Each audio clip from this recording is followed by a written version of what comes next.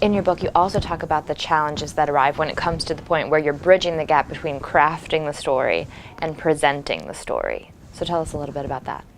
Well, when you craft your story, you're really wanting to take the raw material of your experience, in other words, these memories that you've jotted down, and you're now crafting it into something with a beginning and an end. And somewhere in the middle of that, there has to be this key moment in your life, what I call an emotional turning point, something where the emotions ran very high. Now remember, when you tell that story, you're not going to be talking about the emotions or describing the emotions. You're going to be saying what happened.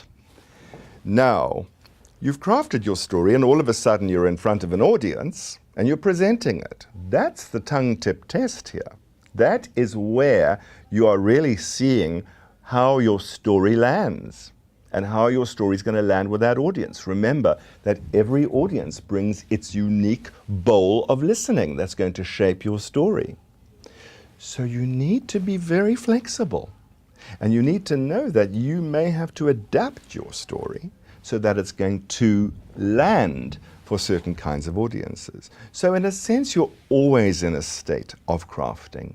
Crafting is something that's ongoing, and presenting, you always have to be in a learning mode. You always have to be open to what else you could possibly put into your story that is going to make it land for your audience. So at the same time, you're disciplined and you're structured in creating your story, you also have to be open to new elements that might come into it.